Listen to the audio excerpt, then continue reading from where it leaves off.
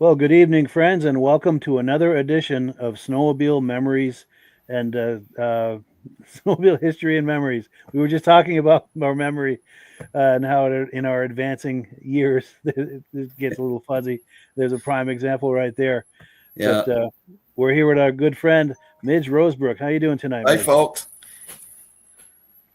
Well, cool. So yeah, let's get right into it. I'm going to show you the menu for the evening here. What we're going to be talking about. Item number one is we're going to view and discuss the induction of Ron Hall into the Eastern Snowmobile Racing Hall of Fame. This was back in 2019.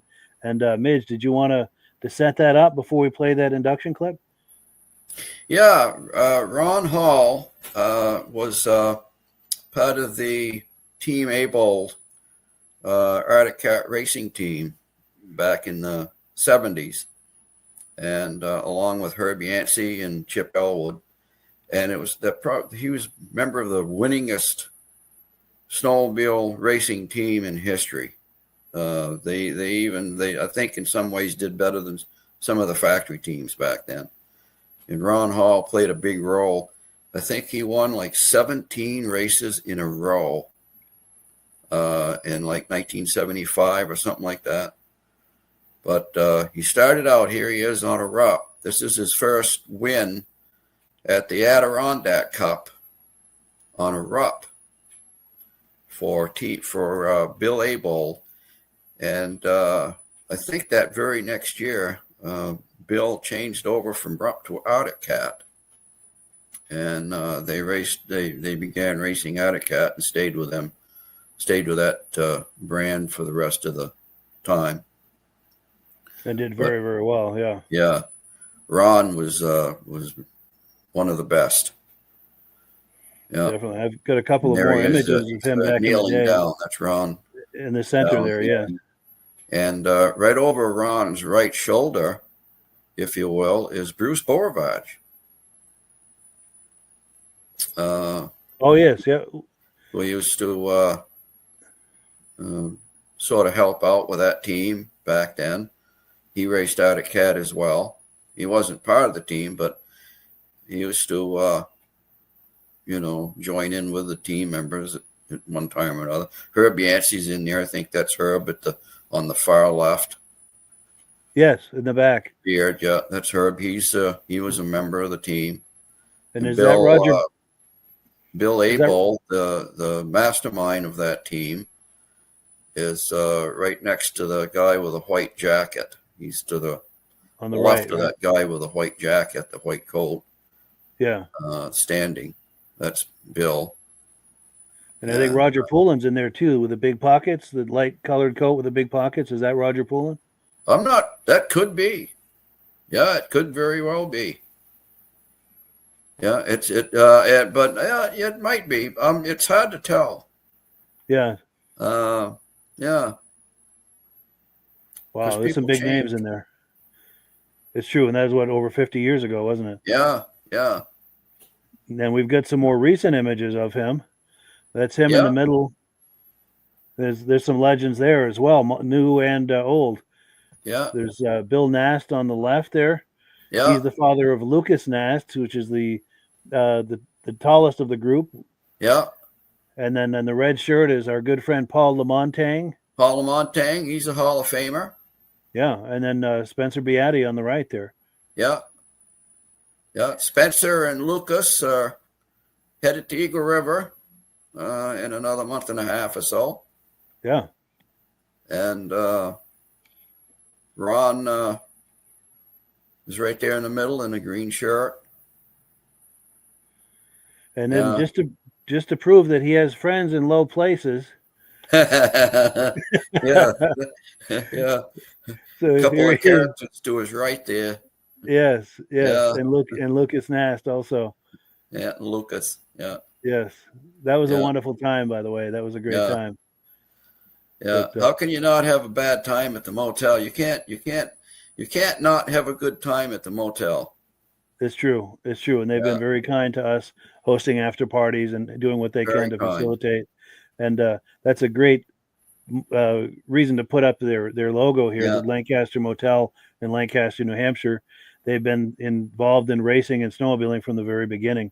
Yeah, So if you're planning a trip out east, please consider utilizing them. And they're just a short walk away from Crane Snowmobile Museum.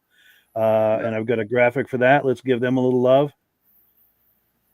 And we've also got some comments coming in. Let's take a look at that, and then we'll take a look at that induction of Ron Hall. But we've got our good friends Stacy and Art Fosler in the house saying, "Hey guys, sounds good," from Plattkill, New York. Appreciate your being on here. Yeah.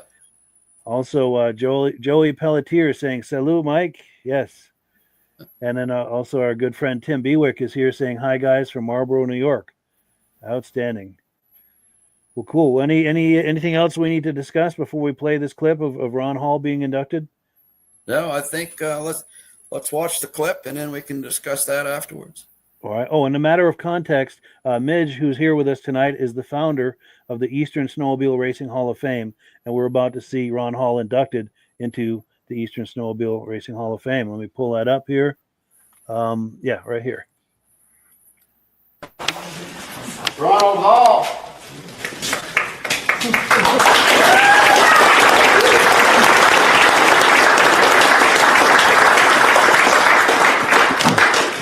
Ronald Hall, inducted into the Eastern Snowmobile Racing Hall of Fame 2019. He began racing in 1970 on local upstate New York tracks. Ron was offered a factory production Thunderjet 440 in 1972. Had highest points for any Thunderjet in Mod 3 in USSA East. Began racing Rupp and later Arctic Cat for the legendary Team of Bold in 1973. Ron is still the only driver to win the Adirondack Cup twice. He won a Kilkenny Cup in Mod 1 at the 1975 Lancaster Grand Prix and took first place in Mod 3 at the 1975 World Series. He still holds the record for most USSA points ever in one season. Ron Hall still holds the record 15 straight feature wins in Mod 1. He wore gold bibs number 1, 3, 4, 8, and 22 during his racing career. In 1977, while racing in 5 different classes, Ron took 22 first place, 12 second, 7 third place, and 7 fourth place finishes. Ironically, in only his first year of racing in stock, Ron broke a spindle crashing into the wall at Eganville, Ontario, Canada on February 5th, 1977, ending his amazing career, and left the sport with over 150 first, second, and third place trophies in just 7 years of racing. Ladies and gentlemen, Mr. Ron Hall.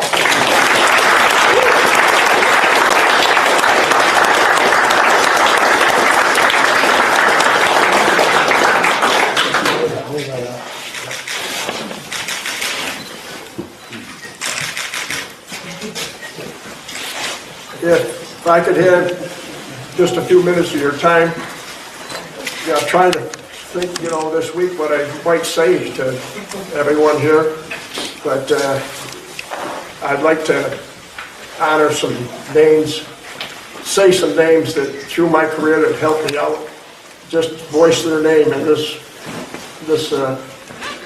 Hall of Fame here, if you bear with me. My early years, and I started out, and I never sat on a snowmobile until I was 27 years old. I started with my boss, the Courier Corporation, was a part of a dealership in Syracuse, and Phil Richardson and his brother-in-law had a dealership in Syracuse there. They'd sold, the heyday of snowmobiles, they sold 1,500 new units a year back then. You go to, when you went to Boonville and stuff, you would have 5,000 or better spectators. You'd have 880 entries. It was, everybody here knows it was big back then, And then I got a ride with this Snowjet there the next year, and Ronnie Cornell and Vern Conway, Aero Marina, and Night Lake.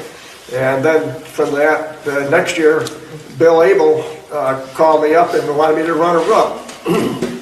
And, you know, a good deal with RUP. It took us a while to get it figured out, but it turned out to be a good year with the RUP. And then that started our, he was sponsoring it through A&P Auto Parts. That's what he owned. And from there, we went on. That was the beginning of Able Racing, Able Team Able Racing. And from there, you know, Herb Yancey, Chip Elwood, and I were racing, and all these names that I'm going to mention now are names that helped all three of us. And it's Charlie Hemans and Al Conklin, and my wife's uncle was our best man. He died at 42 with cancer. He was down helping me about every night down to my house. And then of course Bill, you know, he worked night and day. He's still racing. He's 81, 82 years old. He's still racing in Star, super modified cars. He's got 2 grandsons that are still racing. He's still doing it today. I don't know how he does it, you know. And another person I want to mention is my head cheerleader, my daughter. And then I got this gal that's been following me around here for 57 years.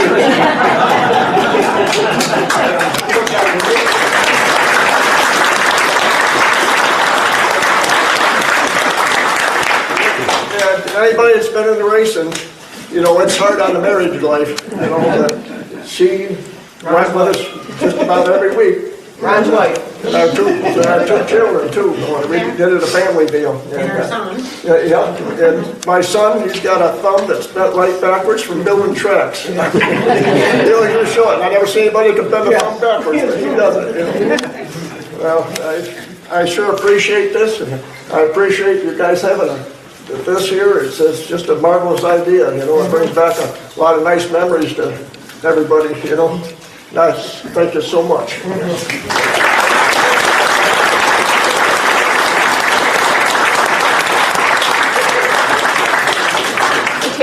Terry, would you go up and take a picture, please? So we can take a picture of you too? Now?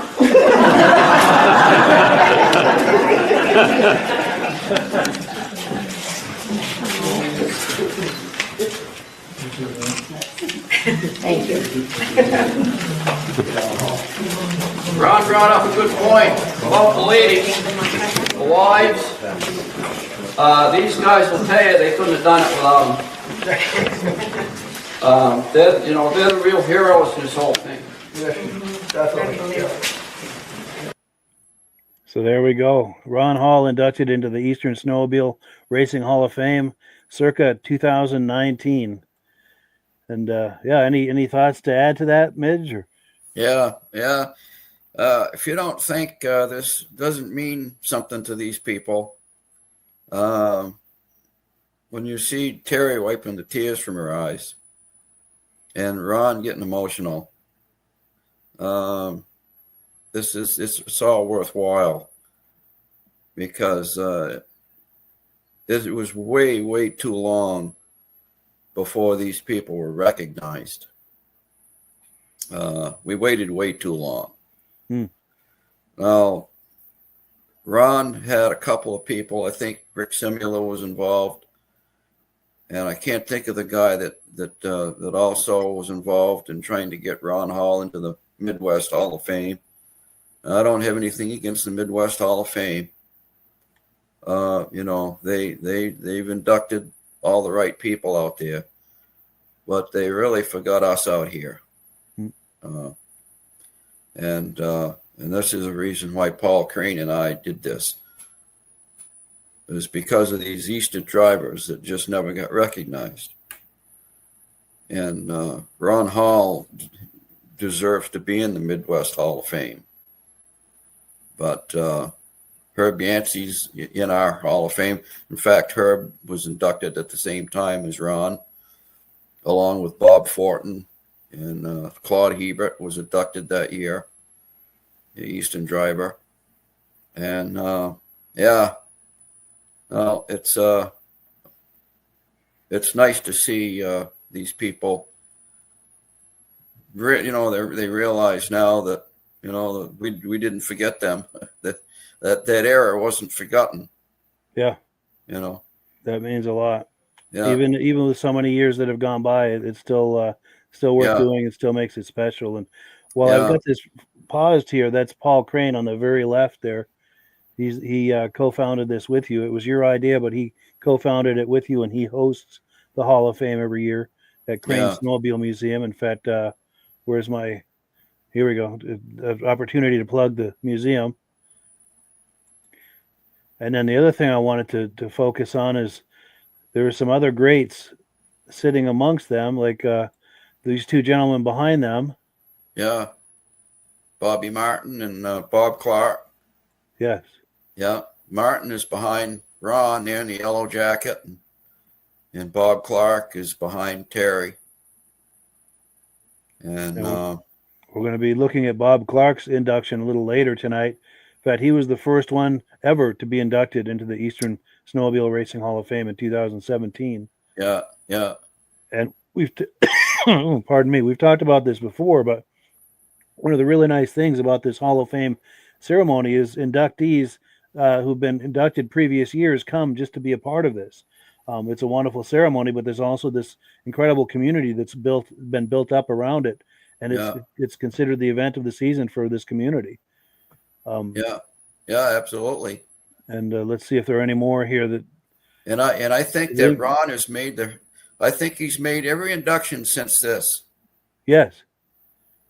They come all the way out from New York every year. Yeah, I think they're out near Syracuse. And I think Calvin Reynolds was there, but I don't know if he's in any of these shots. Calvin was there too. Yeah. I'm searching for him. I don't know if. But he may have been more towards. He was to the right. Yeah, I don't think we're going to see him. But he was there. I do remember him being there. Yeah, yeah. And there's a better shot of Paul Crane right there. That's Paul. Yeah. And we've got some comments that have come in. Our good friend Eric over at the Benedim YouTube channel, which is one of the places where this is going out tonight.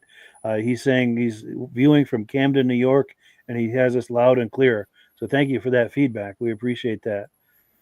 Also, our good friend Brian Van Haverbeek from Ontario, Canada is here saying good evening. Nice to see you. Also, our good friend Ben over at Vintage Minibike Lovers is here saying hello, fellas, looking and sounding good. Now, I have to mention the second Sunday every month in this same time slot, we do the Vintage Minibike podcast, Ben and I, and also our good friend Rob Hilditch. So if you enjoy those mini bikes from the 60s and 70s, be sure to tune in and join us a second Sunday of every month, 8 p.m. Eastern time on Sunday evenings. We'd love to have you, and I'm sure if you like those mini bikes, you will enjoy that. But now, was there any more we wanted to do on this? Because I've got an interview that I did with Ron Hall that very same day. Is there anything else we want to talk about before we change screens? No, I think let's watch the interview and then we can go from there. All right, let's take a second here to pull it up. Right here, yep.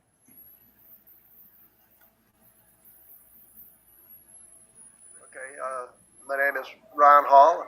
I raced snowmobiles from 1970 to 76, 77. I never was one for speed. I didn't like fast cars or anything like that, but my next door neighbor, Jimmy Fonger, which was an excellent racer, I started hanging around with him and changing spark plugs at a race and stuff, got interested in it, and it kind of caught on. I never sat on a snowmobile till I was probably 27 years old, and I started out with skidoos for 1 year. Got offered a ride on a snowjet in 73, I guess it was, and did real good with that. And then Bill Abel from A&P Auto Parts called me up to run a 73 Rupp Magnum, and so I said okay, and it sounded like a good offer, and we raced that and did real well with it. We ended up winning Malone Northeastern Championships at Malone, half-mile horse track, and we went on to Boonville, and it was a 440. And we entered it in the 650 class at Boonville. They had the famed Adirondack Cup there, and so I raced against all the 650s and ended up winning it. Later on and down the road, Herbie Yancey was my teammate on Team Able, and he got second in that race. And that's next year I ran the Adirondack Cup in '74, and they put it into the 440 class, but we had prepared a 650 to go back after it again, and I won the 650 class that year. I had a 650, I won it, but so that was 2 years in a row that I won the 650 class there. But they moved it into they were moving it into the class with the most sleds. So I didn't win the 440 that year. So the next year I had 3 supermods. I went back in '75 and won 3 supermod classes, winning the cup again. So I got 2 of the Adirondack Cups at home. And they're over 6 foot tall. They're a big trophy. Wow. And my prized possessions. Yeah. But that was one of the highlights of my career. I'd won World Series classes and stuff. But probably one of the biggest highlights was they had a regular snowmobile program at Weedsport, New York. They had the factories were there. They had a special class that you qualified during the year. You had to win a 440 Supermod class to qualify for this. It was a 50 lap class that they put up quite a bit of money into, and they left 10 positions open, and the factories and stuff could come out and qualify. They had the twin track Manas there, and they had the Arctic Cat factory was there, and we raced the whole program all day long. I raced the 250 class, I raced the 440 class, I raced the 440X, and normally, we had some lightened tracks and stuff trying to go fast, so with all that racing, and then plus the 50 laps, my son spent quite a few days building a heavy duty track. It was nothing, there wasn't anything trick track or anything like that. It was heavy, and for a trail riding event, and that's what I raced all day long. And we ended up, they had 25 sleds. They were parked, it was a Le Mans start. They parked them on a 45-degree angle on the infield, and we back up against the grandstands. The grandstands counted down, 9, 8, 7, 6, and some of the guys took off on 4. But anyways, I got over there, and you had to stick your tether switch on, and you could have a mechanic pull it for you. And my wife's uncle, he was, starting the sled for me, and we started off, and I think it was 20. They had a lap counter because it was a stock car track on, so you knew how many laps you completed. And I think by the 20th lap, I lapped all the factories by that time. Wow! But I went on to win it, and it was it was one of my highlights that I really enjoyed. Yeah. Yeah. But, That's amazing. Yeah. So that just people. They don't realize how much fun we had back then. The amount of people that would come to those races, they didn't have the sports programs and stuff on television and the cables and all that kind of stuff. I mean, everybody, snowmobiling really hit with a crash, you know. I mean, people, you know, they had 2 snowmobiles. They might not have a car, but they had 2 snowmobiles, you know. They had their priorities right. Whole families for the weekend, you know, and you know, we would race, and at Boonville, they'd have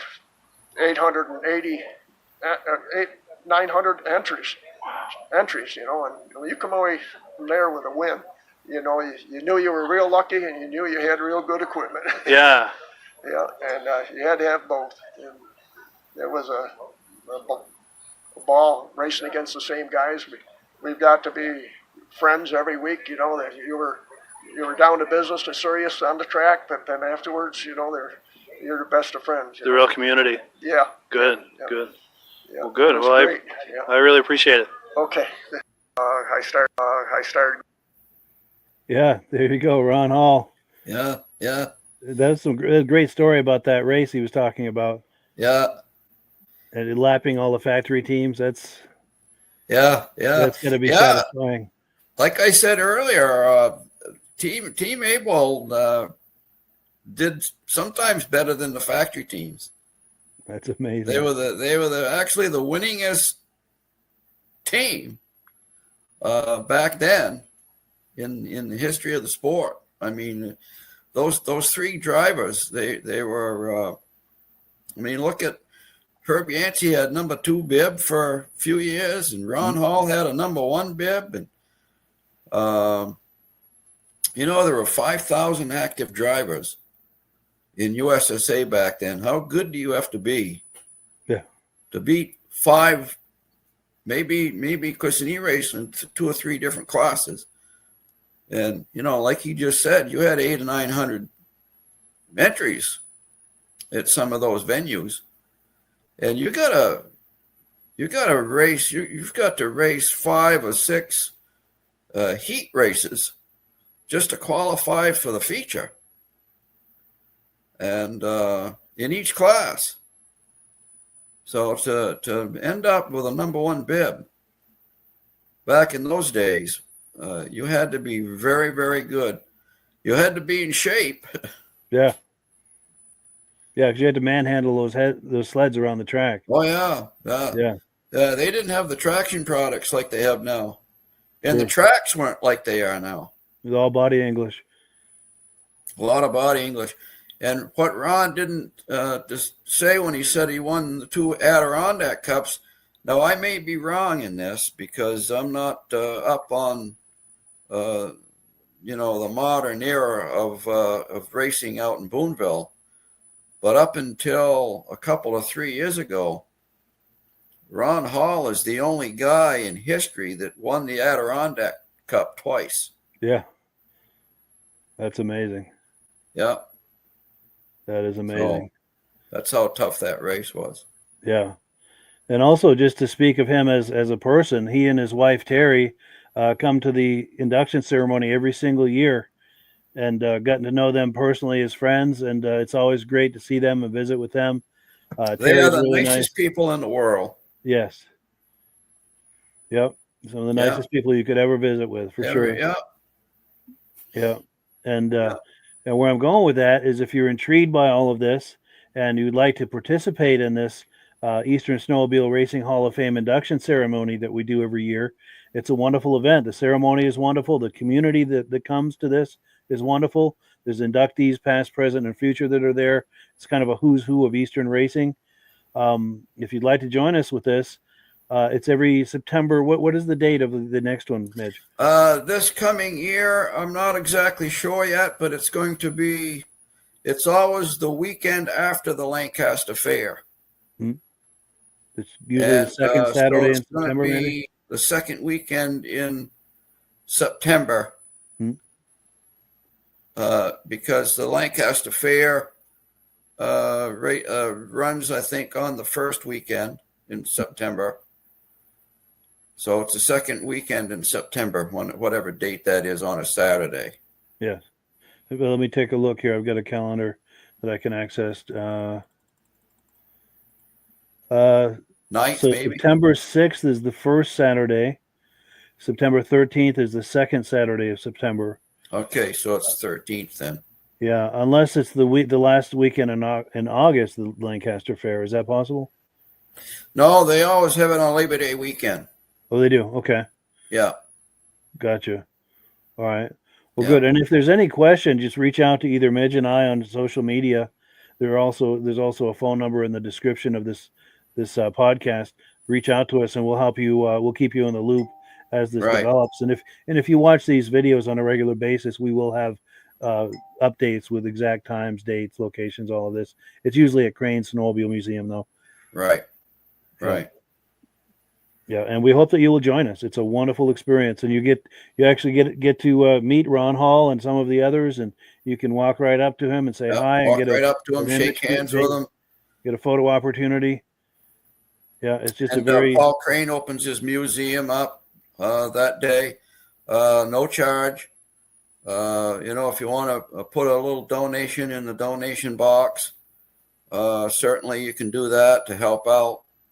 Buy a T-shirt, or something like that to help out the Hall of Fame and the museum. But everything is free. There's no charge to come, and you get to tour the museum and to look at the Hall of Fame wall. And we have, I don't know, we've got almost 40 people up there now, don't we, Mike? Yeah, we just did I think it was year number 8 this past September. Yeah. 7 or 8, I think it was. And yeah, that wall is filling right up. A lot of notable people on the wall there. And if you're planning to come, we do ask that you bring your own lawn chair. Yeah, bring your own chair. And good idea to arrive early so you can stake out a good spot for your lawn chair, but also you'll have time to mix and mingle with people and go inside the museum and look around. Be sure and allow yourself plenty of time. It usually starts at 1:30, but you want to get there, I would say, at least at 1. Yeah. So, like I said, you can get a good spot for your chair and then mix and mingle, walk around inside the museum. Yeah. It's usually an outdoor ceremony. And if it's a nice day, nice weekend, but if it's not, and it looks like rain, we have the use of the commercial hall up at the fairgrounds, the Lancaster Fairgrounds, which is about a mile north of where the museum is on Route 3 North. Yeah, that's a great spot too. So either way, the show is going to go on either way. Yeah. We do have a plan B if the weather is not cooperating. Right. For sure. And then we've got a couple of comments that have come in. Let's see. David from Alaska Railroad says, good evening to Mike and Midge. Nice to see you. Good evening. And then Dan Skofich says the T-Jets rocked. Would that be the Thunder Jets? Is that what he's talking about? Yeah, Thunder Jets.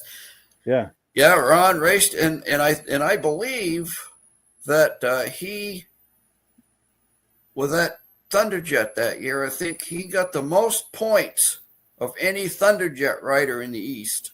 Wow. With that. Wow. So. Yeah, one of the Eastern greats for sure. Yeah. Yeah. Well, cool. So let me switch screens here. We're about to do item number 2, but I've got something I want to do in between there. Let me just get myself situated. I'm going to talk this up a moment. Now, in June, we had a memorial service for my father who passed away in March, and a lot of good friends and family came. Midge came, which I very much appreciate. I know I thanked you privately, but I'd like to thank you publicly as well for coming to that event. And afterwards, we had kind of a meet and greet at the church hall there, and Midge and I were talking, and he said, I've got something for you. And we got kind of chatting around that, and I said, well, is it snowmobile related? He said, yes. And I said, well, is it Arctic related? And he said, yes. And where I was going with that is some of our family friends for over 50 years had shown up at the memorial service as well. And one of the big reasons that I do all this vintage snowmobile stuff is the wonderful memories I have of us riding together with them, as our families riding together, trail riding on Arctic. So that's why I'm a cat guy. That's a big part of why I do this vintage snowmobile stuff is those memories. So you're about to see a video clip where we brought out this family that we used to snowmobile with over 50 years ago, and my brother. That's why I was kind of asking him those questions, because if we're going to do something snowmobile related and cat related, I want them to be part of it because they're here. They were at this memorial service that day. So anyway, that leads you up to about what we're about to do here. So let me cue it up. And then the rest should speak for itself. Let me find Right here. Okay, sorry. Just the print is so small. You were an Arctic Cat family back in the day. Oh, yeah. Please continue. All right. So the Arctic Cat people. Dennis Driscoll approached me. He said, I'm cleaning out stuff around the house. And he said, I came across this thing. And he said, I know you're a Polaris guy. And he said, right away, he said, I thought of you. And he handed it to me, and I thanked him. And I said, you know what? I said, I am a Polaris guy. But I says, I know an Arctic Cat guy that might appreciate this. And I will present this to him. So I told him that Mike LaPIERRE, who I collaborate with often on the snowmobile end, and so it's in the trunk here. Wow. Perfect time that you guys are a cat family too, so Yeah. tie it all together. We did our cat thing together. We sure did. Oh, wow, nice. Wow. Wow, those Wow. are Remember those? I do too. All the patches that we used Yeah. to put on those one. I used to have a shocking green Arctic Cat jumpsuit. All Yes, one I was going piece. to all one piece. All one So, piece. Yeah. I think this was a display at an Arctic Cat dealership. Yeah. See, because it's got the Oh yeah. thing Yeah. back here. Yeah. So What's I think the copyright on it? Does it say on the back what the copyright? Early 70s. like that, huh? Yeah. Yeah, Gotta be, huh? yeah. I'd say it was early 70s. Yeah. So there. Yeah, it's crazy. I remember you sew all those patches on. Yeah. Mommy would sew those patches So on. they I are. will gratefully accept this. Oh, Thank you so very much. nice. With all our cat friends here. Yeah. Can we get a cat friend picture? There we go. Where's the little sled behind? Come on.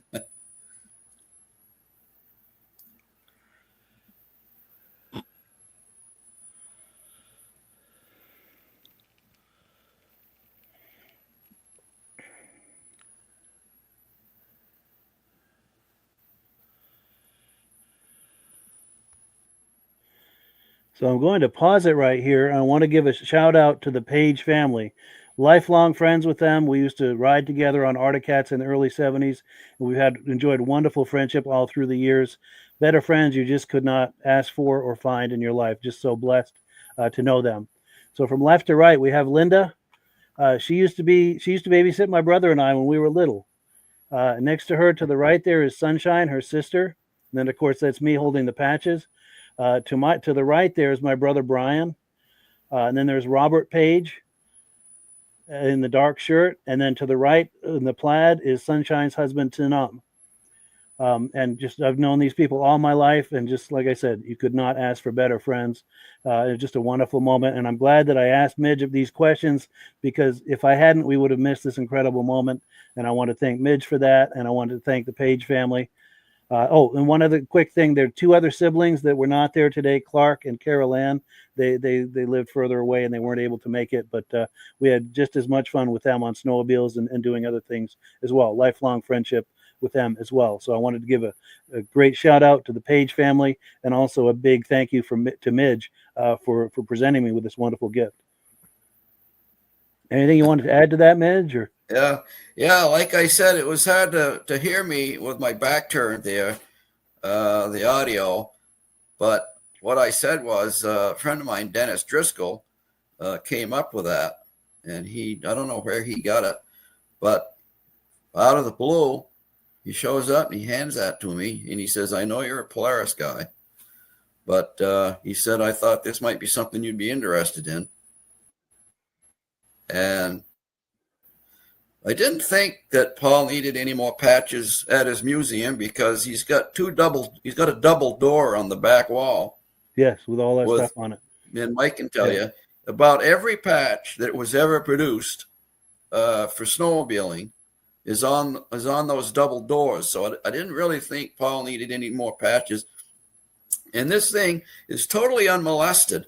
That whole thing is engulfed in plastic. It's laminated in plastic.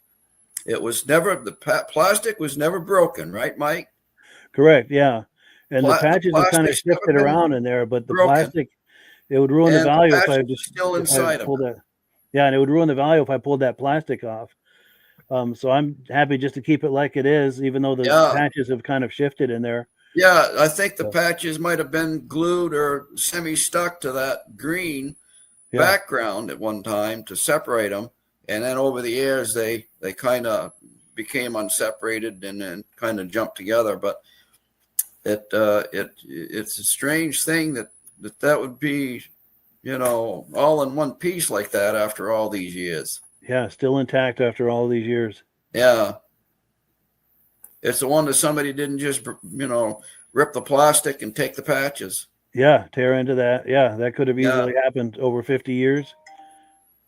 And I'm guessing, I'm going to put a question out to the viewers too. I'm guessing this would be circa 72, 73 is my best guess on it.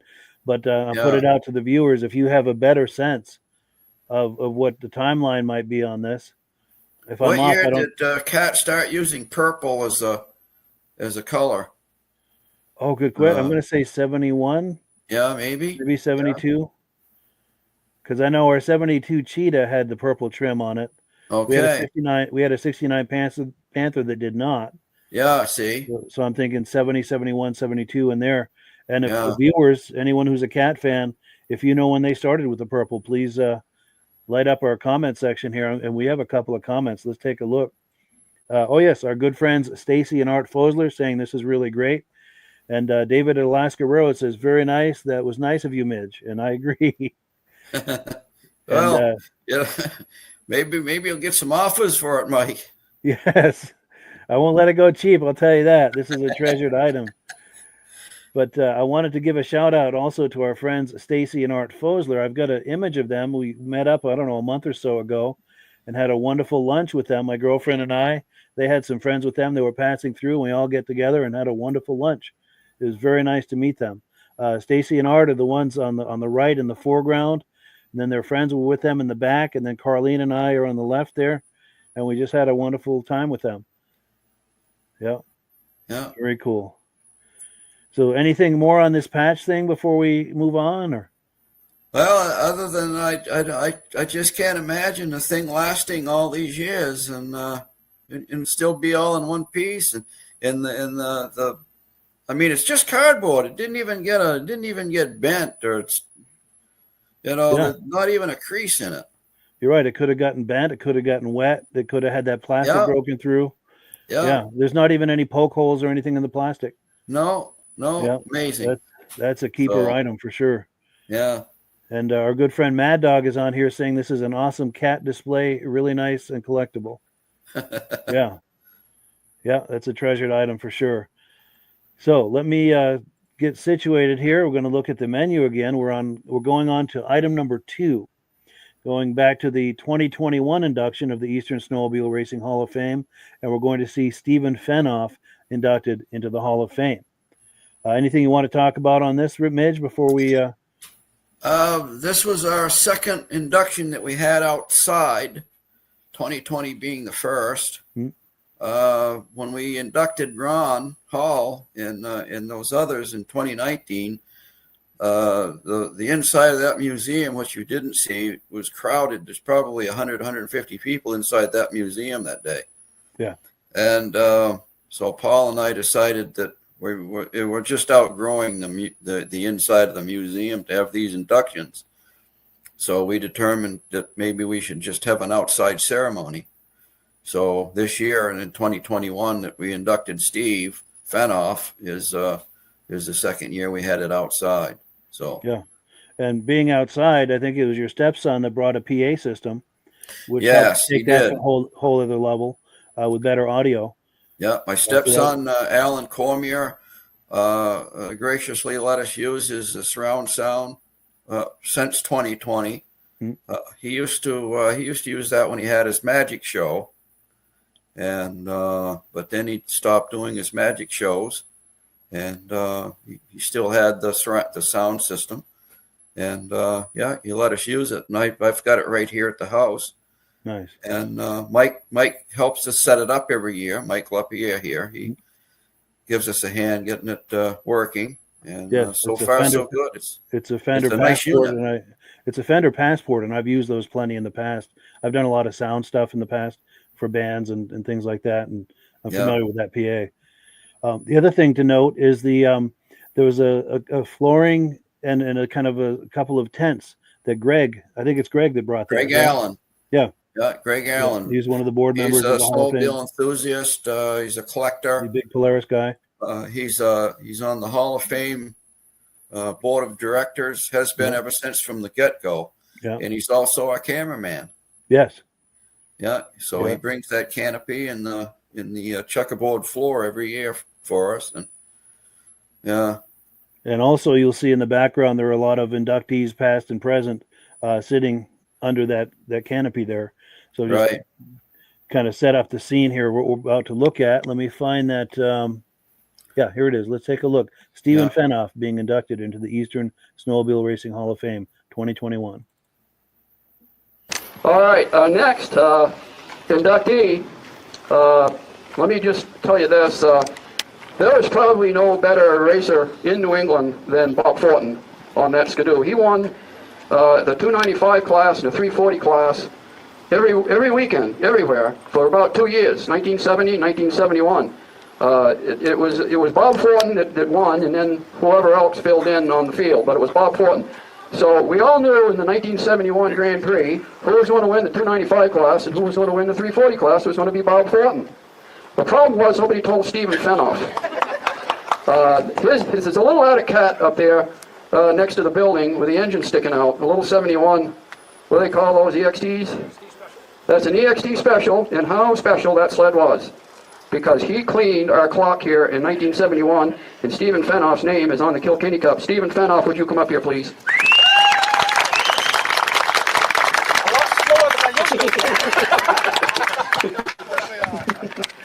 All right, Steve.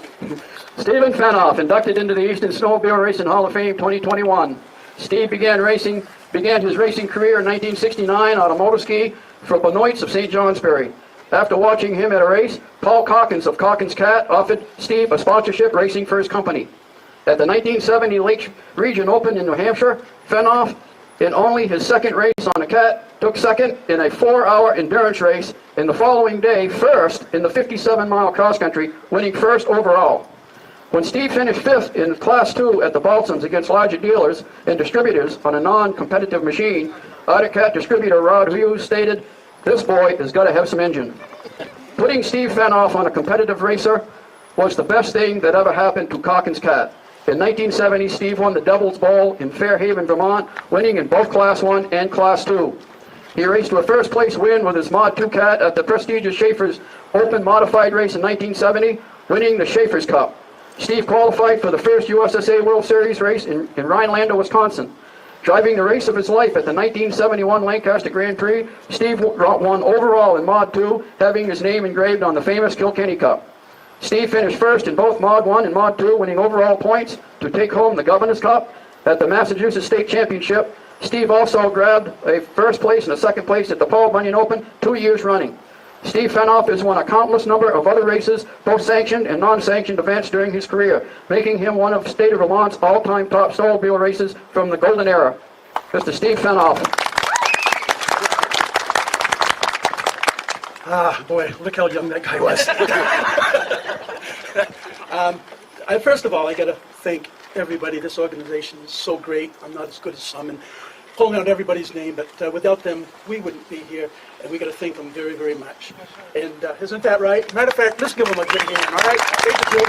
The wives that no one mentions a lot of times either, and they just help so much. And I've been coming to this, and it's fun, and seeing all the drivers and everything, ladies, and it's really an honor. It really is. And Lucas brought my machine that I won the Lancaster race with in '71, and that's such a thrill, and thanks to him. And I started out, as he mentioned, it's hard. He reads off all that good stuff, you know. And Benoit you have to thank, because that's where you started. But right here is a gentleman, Paul Calkins. He saw something in me, and man, thank you. He built my engines and stuff in his just his workshop. It wasn't a dealer or anything. And the Balsam race meant so much because if it was cross country, I was good. And we won, but when it came to the tracks, we just plain didn't have the horsepower. And Rod came up after that Balsam race, and like I said, we left, there was a big oval, and we left dead last. Went into the cross country, we came out first. Before we got to the finish line, we were fifth. And Rod came up and says, that boy does, and that was a big change. He says, that boy needs an engine. So he gave us some cylinders, and Paul went to work. And I can say this right out, that Paul Culkins built some of the best engines that ever raced. Yep. He really did. And the sad part is he didn't get this machine going until about mid-year, and then she really talked, but I couldn't quite get in, but we could have made him really worry at the World Series. That's one that I missed, and I'm so sad that I missed. But that was a big part of it. And then we went, there's a race I have to mention that wasn't actually sanctioned by this, but it's so big. The first World Series in Rhinelander, Wisconsin. We went to West Yellowstone first. The week before, we drove out, and I was fortunate enough that he hired me to go with the machine so we could take him out, because I didn't have any money to fly out and that stuff. So we went out to West Yellowstone, and it was a huge race. We was in the A-mains. There was only 6. I only finished like 4th, but that to us, for being that far away and everything was super. Then we went to Rhinelander, Wisconsin, the first World Series. Let's put it this way, my cat didn't know how to swim. And so we did not do that. Well, I admire a cat sitting beside me, and he pulled it out, and I wish I would have talked to him that day. Captain Mass, thank you.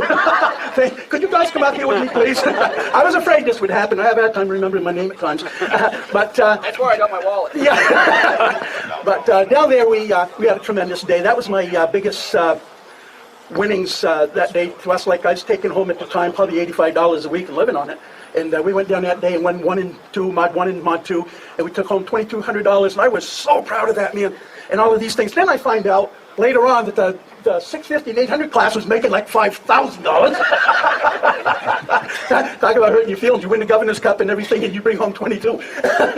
But no, that was a lot of fun. Okay, and thank you, everyone. Steve, he's one of the great Vermont drivers, and right before him, we got 2 Vermonters here. Have your wife come up here. Your wife? Yes.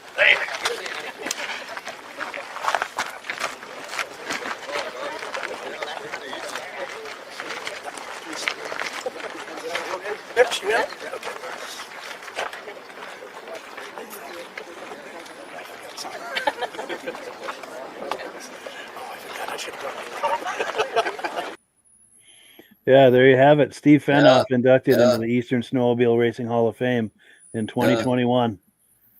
Yeah, that was a great induction right there. Anything to add to that, Midge? Or? Yeah, Steve.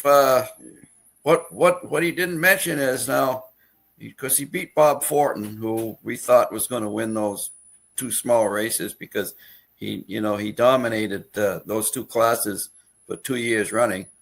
What we haven't mentioned is Polaris factory was there, the Arctic Cat factory was there, the Snowjet factory was there.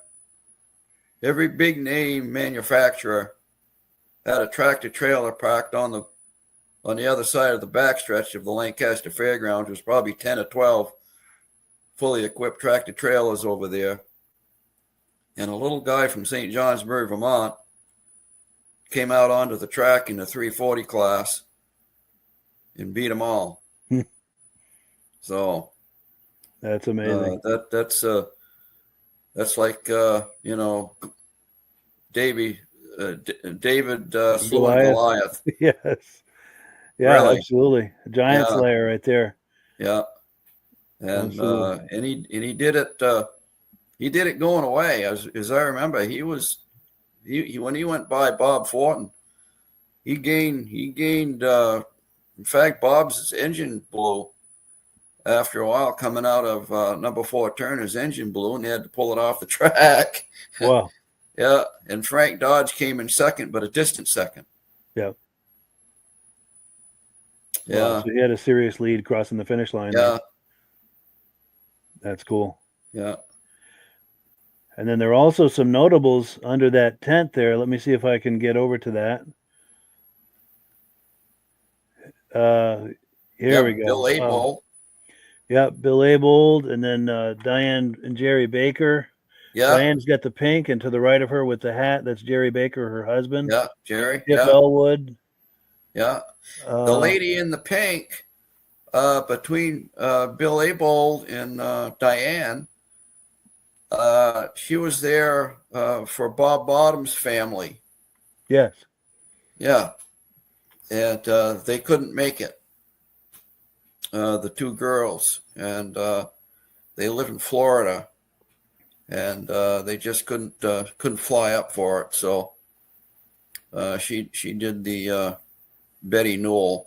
She did the presentation, she stood in for them for Bob Bottoms, Yeah. who was huge. I mean, Bob Bottoms was, the president of Timberland Machines.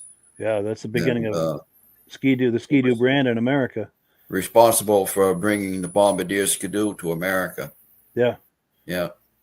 Yeah, that's ground zero right there. Yeah. So, yeah. And then in the striped shirt here on the left is Bill Abold and his wife, Kathy. Yeah. Behind Bill is Ed Stab. He was inducted in what, 18 or 19. And Heidi, Heidi's there on the left. Yeah. All you can see is just kind of her arm there. And Roger Yeah. Poulin in the red shirt.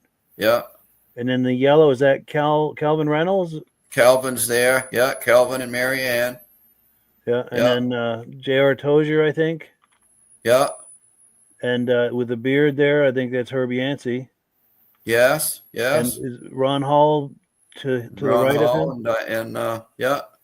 That's a who's who of Eastern racing right there. Yeah. We're looking at. Oh, gee, yeah. That's some big In names fact, right there. Calvin stood up and said a few words about Bob Bottoms. Yes. Because he raced under the Timberland flag.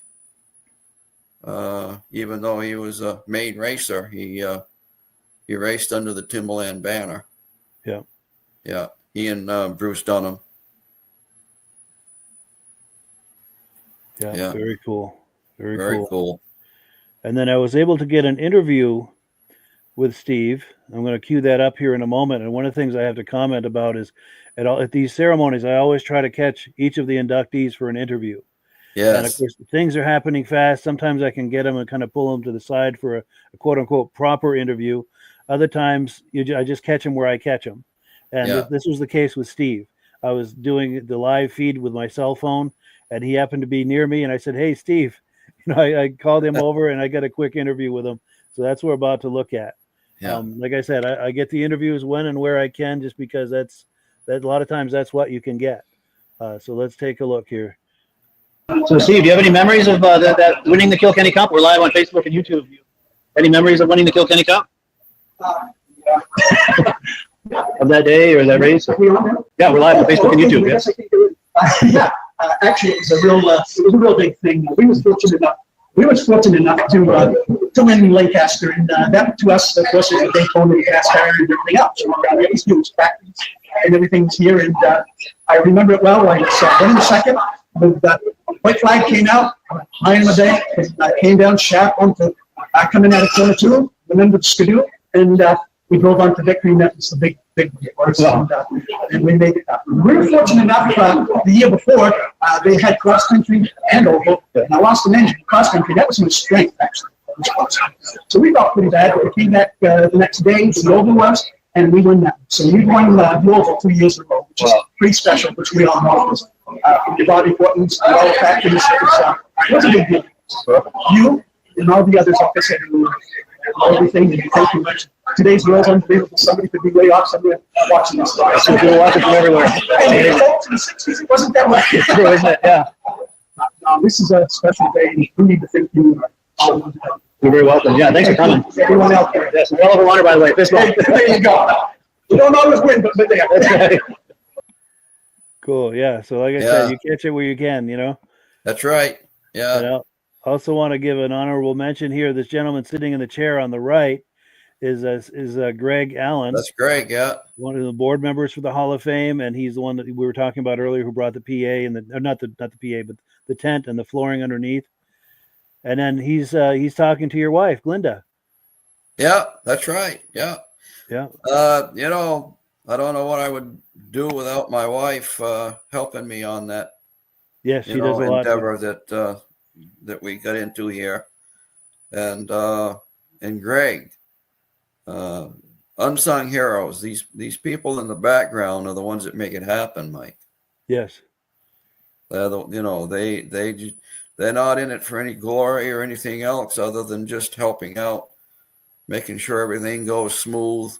My wife grabs the camera and she takes all kinds of photos. And Greg is a master at that camera. He sure is, yes. Every year. And we don't know what we would do without him. Yes. And he and I work very well together because he takes the footage with the camera where he can zoom in and get close-ups, and then he hands me the SD card, and then I do the editing and everything for the DVD and all of that. Yeah. So he and I work together very well. And while he's while he's doing that, I'm taking some footage on my cell phone and going live with it. Right. The handicap with my cell phone is I'm not able to zoom in close like he does. So that's why we have both of those things going. And this it's good that you do, Mike, because if something ever happened to one of them, we got backup. Yes, you still got backup. Yeah. Yeah. And then the other advantage too is, of course, I can go out live, which we're doing here. And I was catching him on my live feed off my cell phone here, and he just happened to be near me, and I called him over, and thankfully he came over and was able to catch him for a few words. Yeah. But and a little background. I bought a couple of Hondas years ago when I was young. Back when I was in my 20s, I bought a couple of Hondas off from Benoit Honda in St. Johnsbury. And guess who the mechanic was that worked on my motorcycles? Was it Steve?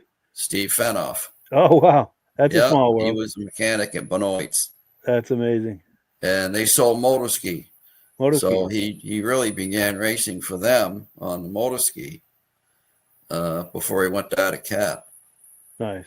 Yeah.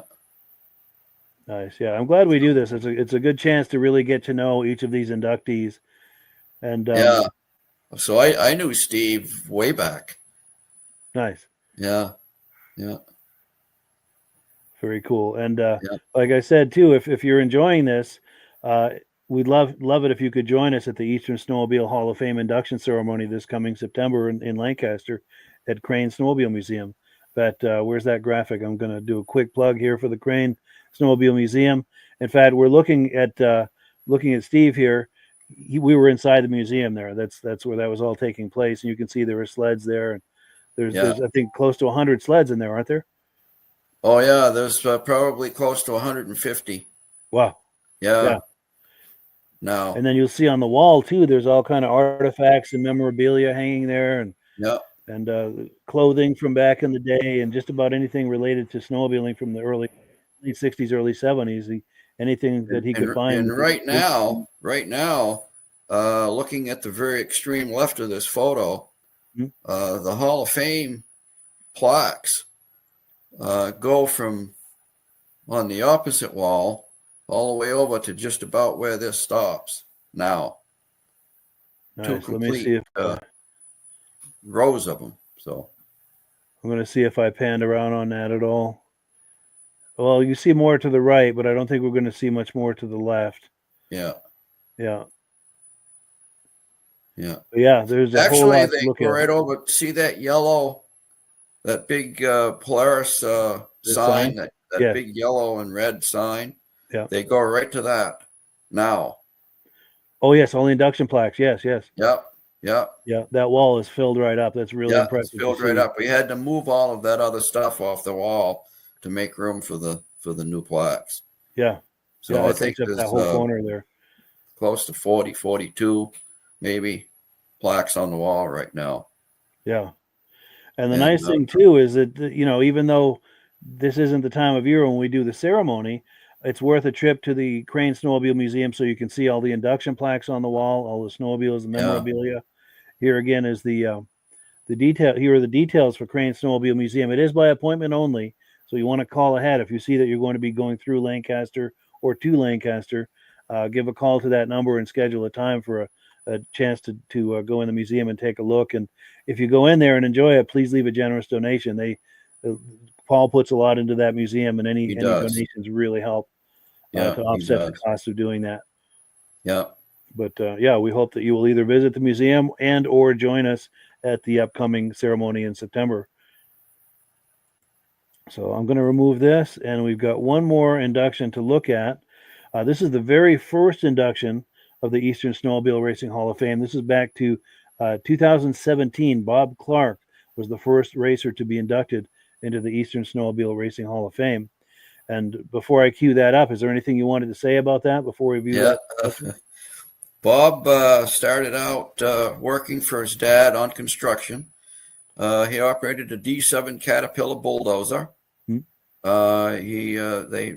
drove a Mack dump truck, and it appeared like he was, going to work for his dad and on a construction thing. And but then he decided that he wanted to be more of a mechanic, so he went to work at Roberts Motors, a Chevrolet dealer, GM dealer here in town, who also sold Mack truck.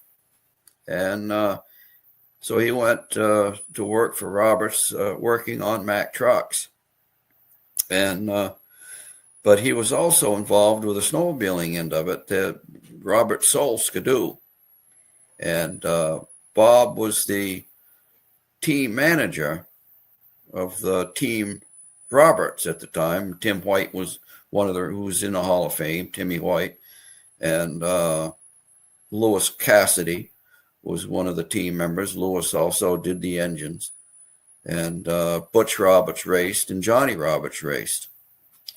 And he caught the eye, Bob did, of the Harrington King Corporation down in Randolph, Mass., who was the Polaris distributor at the time. And they sent one of their salesmen up. His name was Ken Russell. They said, go up and see if you can talk Bob Clark into coming to work for us as a salesman. We think he would fit right in. So Ken goes into Roberts Motors.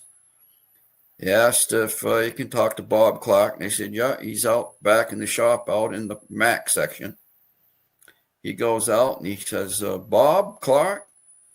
And he heard a voice out from underneath the Mack truck. He was on a creeper, laying on his back, greased from head to toe in a pair of coveralls.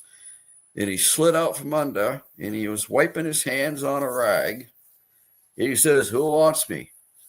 And Ken looks down at him. Bob's still staring at him on the creeper.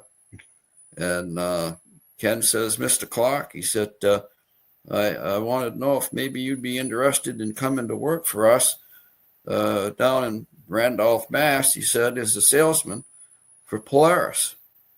And Bob looks up at him. He says, hell, man, he says, I'm a mechanic. I'm not a salesman. He says, you got the wrong guy. Well, Ken was a pretty good salesman by his own right, because he talked Bob Clark into actually leaving Lancaster. Wow. and traveling down just outside of the outskirts of Boston in Randolph, Mass, with his wife and his young kids. They were just babies at the time. He took a leap of faith, and Bob Clark started in the business of selling snowmobiles. And then in 1971, he was the team manager for Team Polaris East. And he sent more team members to the World Series in Boonville that year than any other team. Wow. And it helped get him the USSA members of the board, I guess, or the board of directors on USSA voted Bob Clark in as a team manager of the year. Yeah. So he went from sliding out from under a Mack truck to on top of the world in the snowmobile world. And he never stopped. He never looked back. So let's watch Bob. And he didn't want me to do any he didn't want any of this. So you watch Bob when he gets his reaction. That's right. He didn't know he was inducted that day. He Yeah, thought he he was didn't know just a anything about spectator. it. We blindsided the old guy. Yeah, That's right. Yeah, let's take a look. The very first induction for the Eastern Snowmobile very Racing first Hall of Fame. induction, Here it comes. 2017. We have 4 members that are going to be inducted. 4 members here today. It's Bruce Dunham, Bob Martin, Conrad Rollins, and Bob Clark. Bob didn't know about it.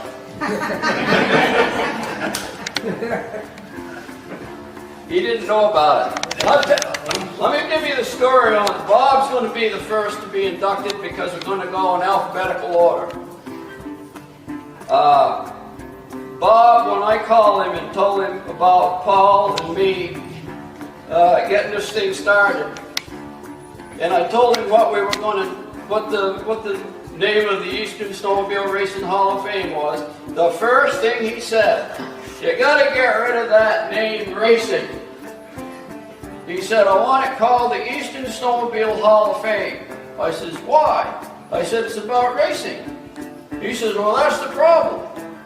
He said, how about Bob Bottoms? How is he ever going to get in there? I says, Bob Bottoms promoted racing. He was involved in the racing. He said, well, but he didn't drive. I said, doesn't matter. I said, he was involved.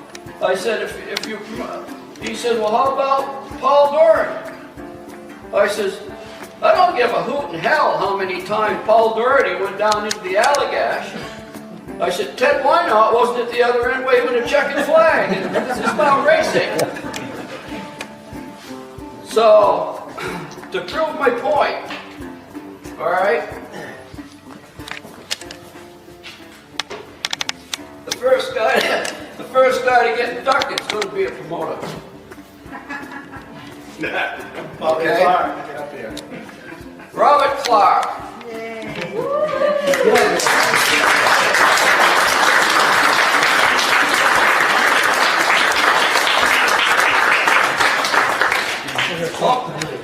Good stuff. Let me read his resume. Snowmobile racer promoter. Inducted into the Eastern Snowmobile Racing Hall of Fame for 2017. Charter member of the oldest snowmobile club in America, the Lancaster Snowdrifters. Bob helped to organize the first motorized toboggan race in New England while a member of the Lancaster JCs in 1962.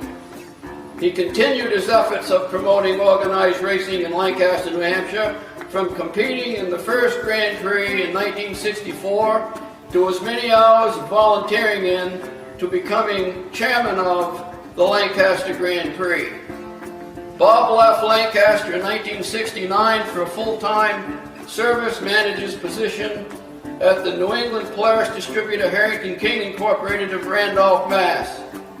He was appointed as race team manager of Polaris East Racing Team in 1970. Under Bob's leadership, it became hugely successful, qualifying more drivers in this highly competitive sport for the World Series in 1971 than any other team in snowmobile racing. Bob was recognized for this great achievement by receiving the USSA Race Team Managers of the Year Award in 1971. In 1972, he took the job as a salesman for the new Polaris distributor Nelson Small in Portland, Maine, and later became the area rep for upstate New York and New England for Polaris Industries. Bob's resume of the promotion of snowmobiling and snowmobile racing is still being written from the 50th reunion of his beloved Lancaster Grand Prix in 2014 to present day events. Bob Clark's achievement in promoting of snowmobiling and snowmobile racing is nothing short of remarkable.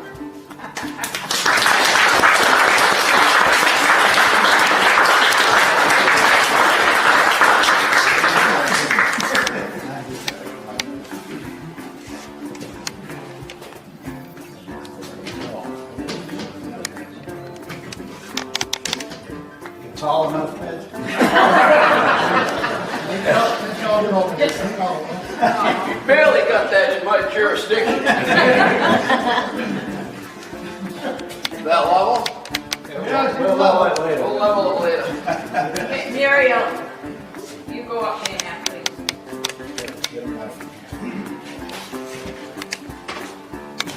You want to say anything there?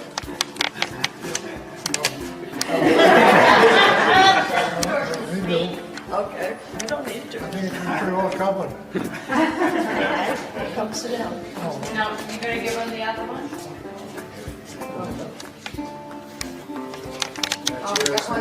That's yours to take home, Bob. Yeah. Can you hold it up so we can see it, Bob?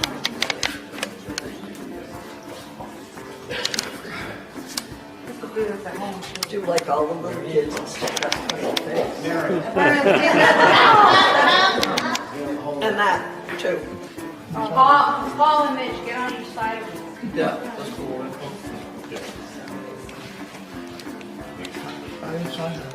Bob, look up. Thank you, dear. Okay, Appreciate it. we're all done now? Apparently he had no idea. Thank you.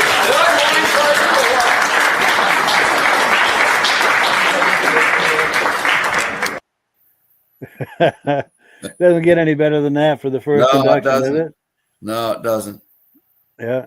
And No. Oh, we missed the Bob. first of many. Yeah. Yeah. Bob came every year after that. Well, you know, he wouldn't stay away. As sick as he was, poor Bob had Parkinson's, and of course it never gets any better. Hmm. And as the years passed, he still had to come to the inductions no matter how bad he felt. That's amazing. Yeah. And of course we lost Bob here a couple of years ago. Yeah. And I have his trophies. Oh, good. Yeah. Yeah. Muriel brought over the trophies, and we met her in St. Johnsbury, and we've got them in a couple of totes. Good. So I don't know what we're going to do with them, but at some point maybe we can display them at either the Snowmobile Museum or maybe at the clubhouse. Yeah. Yeah. Yeah, that would be great. And even though he didn't have a whole lot to say, you could tell that he was very happy with all of it. He was pretty happy. Yeah. Yes. Yeah. Well, he And- was blindsided, so he had no idea. Yes, equally surprised and pleased. Muriel didn't Pleasantly spill the surprised, beans, maybe. and I had a couple of friends come over too to see it, and from over there, and they didn't spill the beans, and so Bob was like he was a little bit of a fog there. Yeah. Yeah. But yeah, that was definitely a special moment right there. But he had quite a time. You didn't want it called Snowmobile, Eastern Snowmobile Racing Hall of Fame. He was afraid you wouldn't get any promoters. Yeah. So the first guy to go on the wall was the promoter. Yeah, that's great. That dispelled that rumor. Yes. There he is. The moment of I think this is the moment here when he realized that he was being inducted. Yeah. Yeah. That's a Kodak moment right there. That was a Kodak moment right there. Yeah. Gotta love it. Gotta love it. Oh man. Of course now we have Ed Stabs up there as the promoter. Yes. Bob Bottoms is up there as a promoter. Yeah. Yeah. So, and a couple others. Yeah. So, yeah. And here we're looking at the founders of the Eastern Snowmobile Racing Hall of Fame right here. Midge Rosebrook and Paul Crane. Yeah. Yeah. Yeah. Yeah. Yeah. Well, cool. Pretty Oh, good we've got a comment that's come in. Glenn Ford says, great stories. Thank you for sharing. And we appreciate you being part of this with us. Thank you. Yeah. Yeah. So in the time we have left, we're going to try to wrap it up by 10 o'clock. It's almost like Cinderella with the, how things change for her amid the stroke of midnight. Well, for us, it's 10 o'clock. We have a 2-hour window and we have to be done by 10 or the whole thing shuts down on its own. Yeah. But we have some images. We're let me back up the story. At the this last induction ceremony for the Eastern Snowmobile Racing Hall of Fame 2024 in September, Chip Elwood approached us, and he had this box, and he's got all kind of memorabilia in there, and stats from racing, images, artifacts, just loaded with all kinds of things. And he wanted us to have it. He wanted the Hall of Fame to have it, the museum to have it, and as part of receiving that, I was thinking, well, the thing that I can do with this podcast is maybe put some of this in front of people so that we can all enjoy it. So it's not just a box sitting in a corner somewhere. It's something that lives and that the people that we can all enjoy. So do you want me to just kind of start popping these on the screen, and then you'll talk these up? All right, and they're in no particular order, by the way. But and again, thank you again to Chip Elwood for giving this to us, and we want to make sure that we get. I'd like to get Chip on some night, actually. Yeah, definitely, because I'm sure he has some stories. But we want to show that we're worthy recipients of these items and sharing them so that everyone can enjoy them. So this is a clipping of an article. I don't know if we can really read it, but it's talking about Bangor. And did anything you wanted to add to what's going on with this article, Midge? Or? Yeah.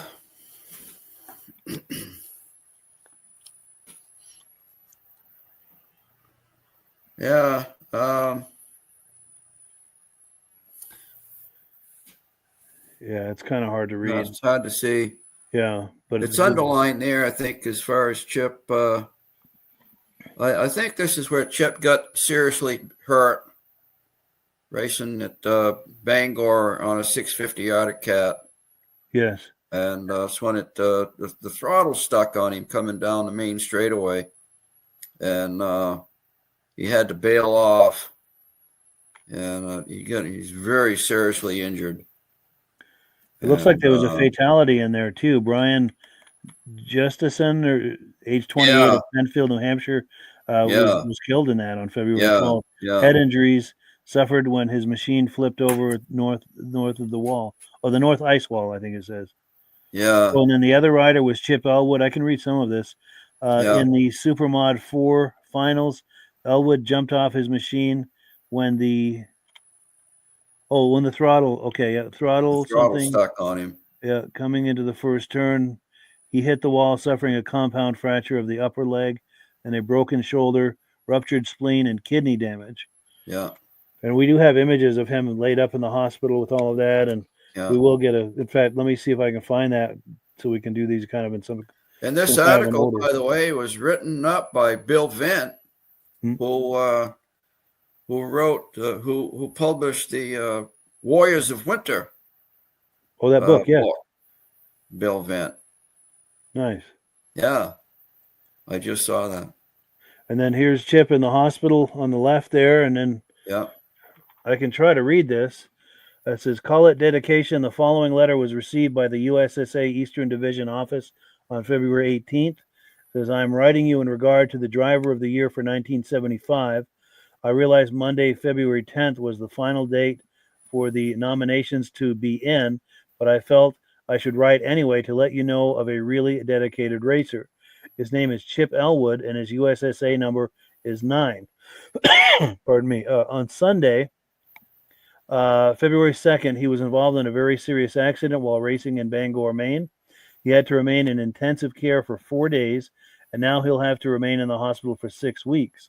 While in intensive care, the first words he spoke after his operation were, 'Hey, Doc, do you think you can put a cast on this leg so I can race next weekend at Boonville?'"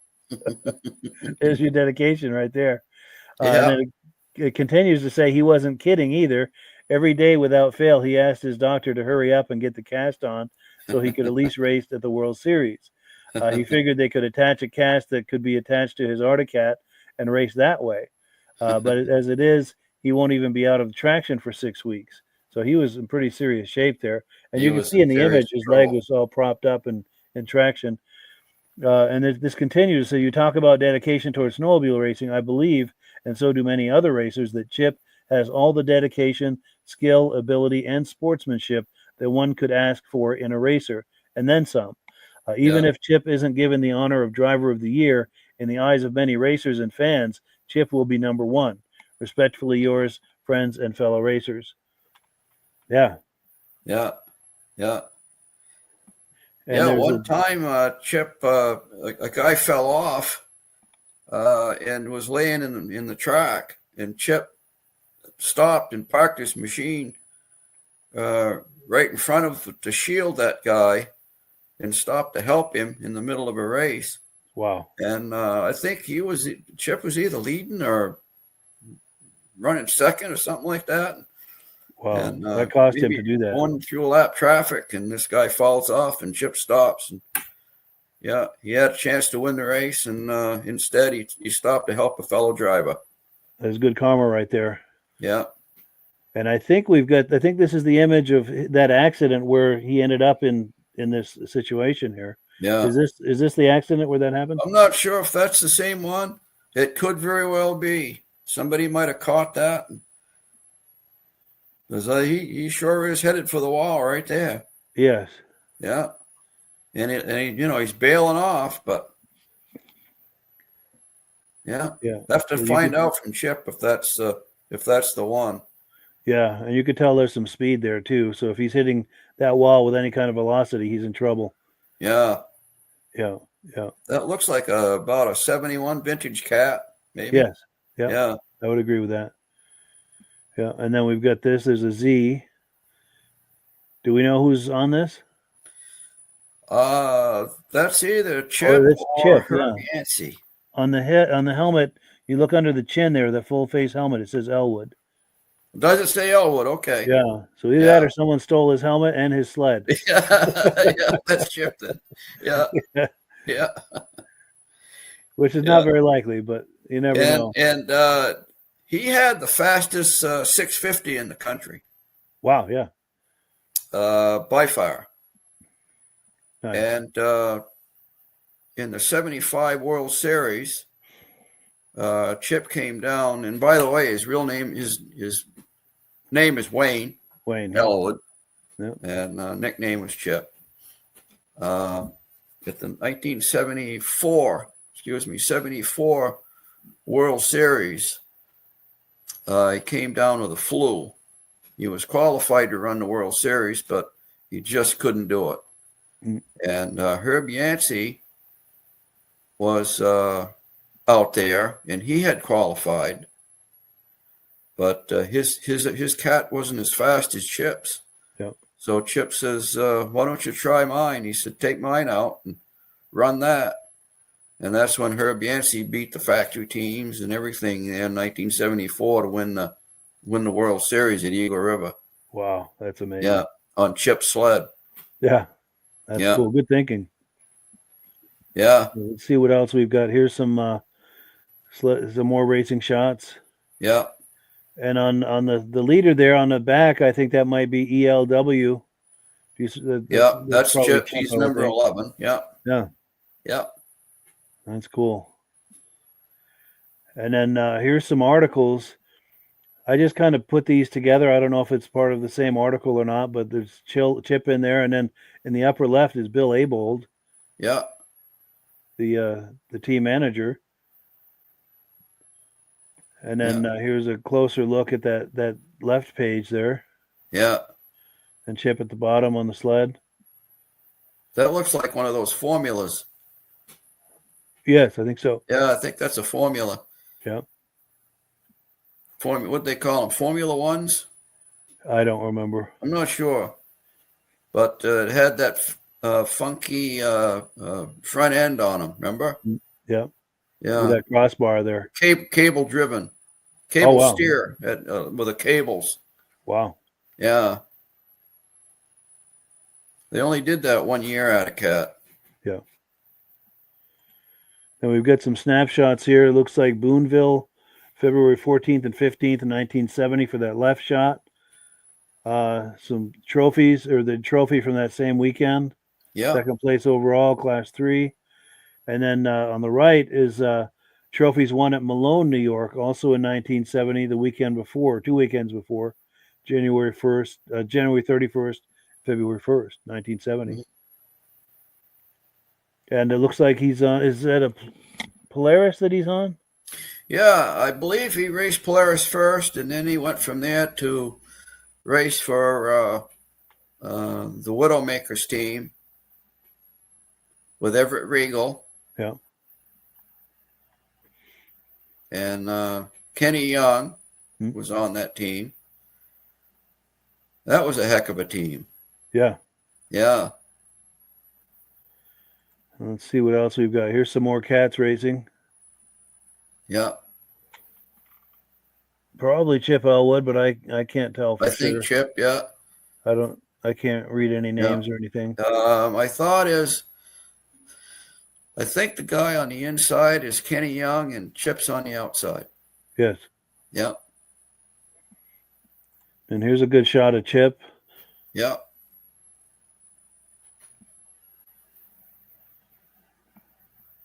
And then, this is that accident. Yeah. And then this looks like possibly in an ambulance. Chip is on the left just there. right after he had that bad accident and that hauling him to the hospital in the ambulance. Wow. Yeah. That might be his dad. He looks something like Chip. Okay. That might be his dad, but I'm not sure. Gotcha. It does look like him, yeah, for sure. Yeah. And here we go, Chip in action. Yeah. And it's talking about the team-abled team drivers, Ron Hall, Chip Elwood, Herb Yancey. Yeah. So they were the local heavies for Arctic Cat in the East. Chip Elwood won or placed everywhere he raced and excelled in Super Modified 4.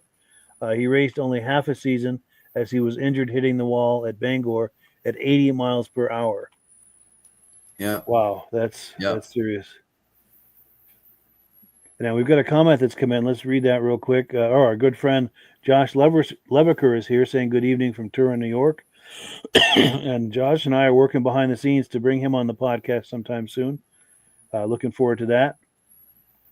And let's see, we've got some more snapshots here. USSA dinner meeting, April 18th, 1970. Troy, New York, 4th place, Class 1 and Class 3 at the Holiday Inn. There we go. And on the right, Chip and Kenny Young, USSA dinner, Holiday Inn, same evening, Troy, New York, April 18th, 1970. Taking home some awards. Yeah.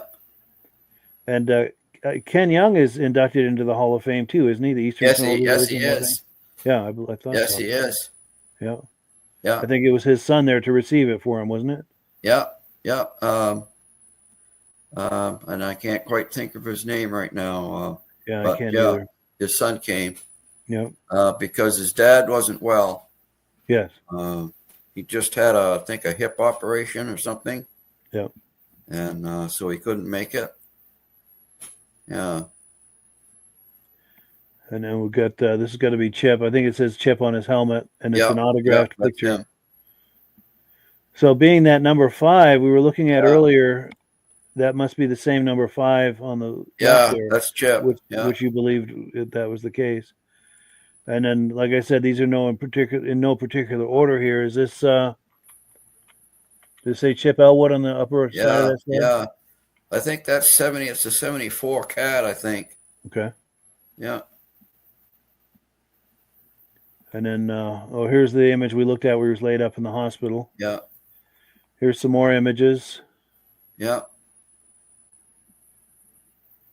It said injured driver recovering. So this is maybe a few weeks after that or something, after the injury. Yeah. Some more images. Snowmobile Trophies, Boonville. Also Redfield, New York, and I can't make out that Marionville, New York, or Marionville, PA. Am I reading that right?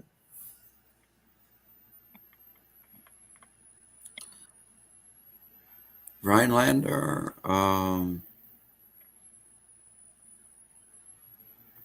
Redfield. On the right, yes, Rhinelander, Wisconsin, Class 3, 5th place. Copenhagen, Marionville, Pennsylvania.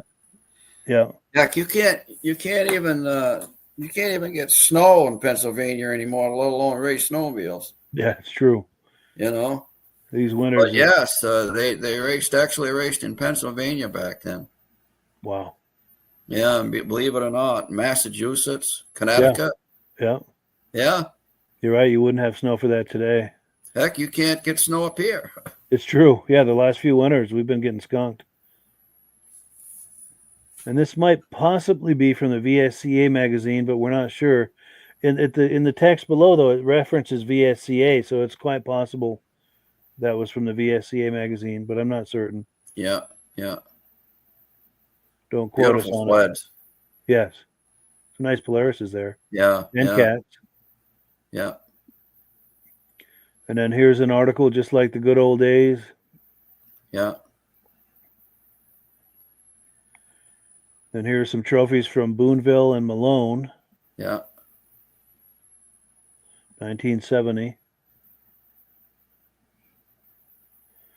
And this is back in the days when he was riding a Polaris. Yeah, I think that's And a you can- 1970 Charger. Sure. Yeah. And you can tell just looking at his face that that's him. Yeah, that's him. That's him. Yeah. Yeah. Yeah. I think that's probably a 440 Sure. by the looks of those jugs. Oh, I think it says 400 on the side, but The 400. Okay, it doesn't mean that's 400 and what's in the- 400. Yeah, you I think can't so. tell by what it says on the cowl. It might be a bigger on engine. the Polaris. Sure. The 295, I think they call that. I think the 295 and the 340, they call it the 300 on the cowl. In the 440, they call it the 400. Sure. It's kind of a screwy way of that they they should have just had it 440. Yeah. Yeah. Yeah. Incidentally, Chip Elwood shows up at the Eastern Snowmobile Racing Hall of Fame induction ceremony every year as well. Yes, he does. So if you're intrigued by these, I mean, he's another legendary racer that you could meet and greet and have a photo opportunity with. And he's a And Herb wonderful Yancey guy. comes. Yes, Herb Yancey and Yeah. Paul Lamontagne and Yeah. a lot of, and Ed Stab comes every year. Ed Stab comes. Yeah. Just it's a who's who of Eastern racing from the 70s. Yeah. Yeah. Yeah. And they're all wonderful people to hang out with. Yeah. Bob Martin comes every year. Yes. Yeah. Let's see what else we've got. Here's some images. This looks like probably from a newspaper or magazine. Yeah. It's kind of cut off on the edges there, but Yeah. nice looking cats.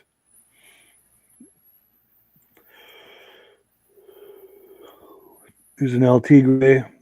Probably, Chip. What do you think? Anything on Yeah, there? I that would say it was. Yeah. Yes, it was. Yeah. I think he had number 9, 11, number 5.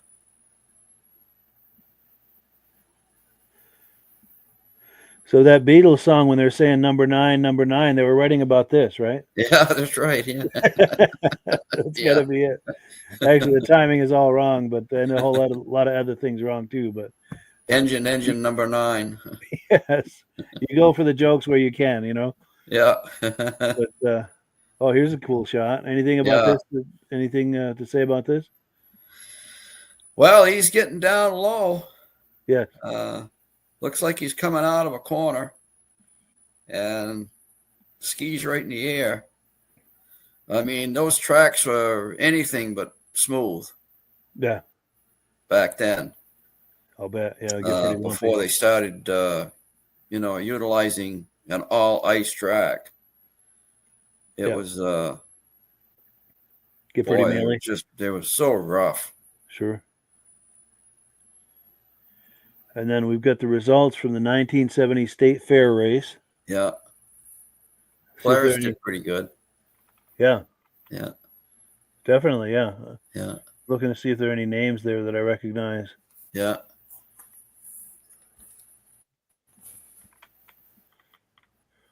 Oh yes, Class 3 Chip Elwood in the drags, number Yeah. 2. Yeah. Of course, they're referring to him as Wayne That's in Elwood. drag racing. Yeah. Yeah. Yeah. Herb Yancey, Class 4 drags, Yeah. number 1, Yeah. of course, which is to be expected. Yeah. And he got number 2 in the speed ovals on Cat. Class 5. Yeah, Herb I don't Yancey came recognize. here one year and cleaned up the grass drags right behind Timberland Machines, Nice, right in their backyard. And here he comes with an Arctic cat. nice. Beat Bobby Fortin and all those guys. Wow. Yeah, Yeah, and Herb comes to the Hall of Fame induction ceremony he every comes year. every year. I don't think he's missed one. Not that I No. know of, anyway. And here's another. Now that's Ron Hall with the big grin and the trophy there. That might be the trophy he was talking about, or one of them. Yeah, that might be. Yeah. Imagine Yeah, look at those. 15 straight wins. Unreal. It is. Yeah, I'll read that. Ron Hall rode their 250 to over 15 straight feature wins, won 22 races overall, and placed in 18 more. He was high point man in the 250 and 440 super modified classes and earned the East's #1 gold bib. Amazing. That is, yeah. Phenomenal. And that explains why the big smile. Yeah. That's something to smile about right there. Yeah. Good for him. It's pretty good for a guy that never rode a snowmobile until he was 27 years old. Yes. Yeah. Very impressive. Yeah. Yeah. And such a good guy, too. Such a nice guy to hang out with. Ian Terry are just the best. Yes. Yeah. Yeah. And here's the last image. This is a really cool image. Yeah. Everett Regal in the front, and Kenny Young in the middle, and Chip Elwood in the back. Yeah. On a stretched links, I think that is. Yeah, yeah. With a wheel kit on the sled and the trailer. I don't know how they did that. I mean, they did a beautiful job on it. Yeah. Yeah. That's pretty cool. Yeah, it is. Yeah. Now we've got a comment that's come in. Let's see. Eric at Benedim, the Benedim YouTube channel says, "Great show, guys. Off to bed for me. I will watch the rest tomorrow." Well, cool. We appreciate you tuning in. Okay. And we were just about to wind it down anyway. That's about everything we had. Yeah. But yeah, this was a lot of fun tonight, and we encourage you, if you enjoy all of this that we're doing, to please join us at the Eastern Snowmobile Racing Hall of Fame induction ceremony this coming September. We believe it's the second Saturday in September. And if you're curious, reach out to us and we'll confirm that for you. And as we have finalized that exact date, we'll have that announced here and on the other podcast as well. Mm-hmm. Oh, another comment's come in. Let's take a look. Our good friend Tim Bewick says, "Good show, Mike and Midge." Thank you. Oh, thank you. Appreciate you tuning in. I know you were here at the beginning. We appreciate you staying through the whole thing. Very cool. So any final thoughts, Midge, before we wind her down? Or? Just a lot of memories that of days gone by. I don't think we'll ever get them back again, and I think it's just a good thing to keep them alive. Yes. Thank goodness for Mike LAPIERRE to be doing this for everybody. You get a little insight in what it was like back 40, 50 years ago. Yeah, when the sport was brand new and just a lot of excitement. And, sleds weren't $25,000 a pop, back then. Yeah, it was an amazing time. Yeah.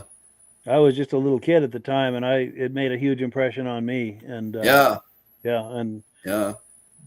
the joy that gave me, I'm happy to do what I can with this podcast to try to keep these memories and stories alive, and this history alive. And I've enjoyed working with you on this to do this. It's a wonderful collaboration to try to keep this all alive. These stories. And the thing with me is these guys all came to Lancaster. Mm. I was a big Carl Yastrzemski fan, Red Sox fan, Ted Williams,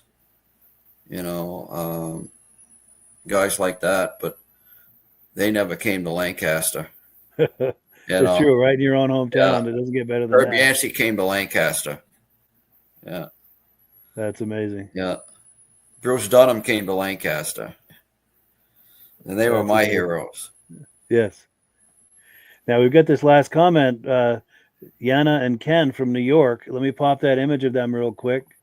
because I had a chance to meet them a month or so ago. That's the couple in the back there. So I really appreciate them viewing this podcast tonight. It's great that you were hanging out with us. And yeah, next time you're going through, or next time we're going through there, we'll have to get together again. That was a lot of fun. But yeah, that's pretty much it. Thank you, Midge, for coming on, and thank you to the viewers, and thank you to the inductees, and also to Chip Elwood for these wonderful photos we've been looking at here for the last 20 minutes or so. Yeah, that was a big contribution that he made to the Eastern Snowmobile Racing Hall of Fame and Crane Snowmobile Museum. And I'm going to pop a graphic for Cranes here one more time, give them some love here. And if you ever see that you're going to be in or near Lancaster, worth checking out the Crane Snowmobile Museum. There's over 100 sleds in there, and it is by appointment only. So this number on the screen, you want to call ahead and schedule a visit if you see you're going to be going through there. And it's by donations. Please donate generously if you like what you see, because he puts a lot of work into this. Paul Crane does, and any donation you make helps to offset his costs of keeping that going. And Paul just acquired a B-12 Bombardier a little while ago, and he's building an addition onto the museum with which to house that. That's a snow coach, the B-12? Yeah, those the buses. Yes. The big wooden body. The 12 passenger. Nice. And it's an original, unmolested model. It's never been painted. It's in great shape, and Paul plans on maybe giving rides to people this winter. I can't wait to see that. So I'd that'll like be to go cool. for a ride in that too, especially when he has his snowmobile show in February. He usually has it first weekend in February every year. Yes, first Saturday in February. Yeah, and so if there's any snow, he may give people rides in that B-12. And he's got a Model T snowmobile, or Model T with a snowmobile kit on it that he gives rides with periodically as well. Yeah. Yeah. And then my wonderful girlfriend, Carlene Perry, is making comments saying thank you to Mike and Midge for a wonderful podcast. Thank you for viewing. Thank you. Appreciate that. All right. Well, this time we're really going to do it. We're really going to close it out. Okay, yeah, thank Mike. you, everyone. Have a good one, and we will see everyone soon. Thursday night. Bye-bye. Have a good one.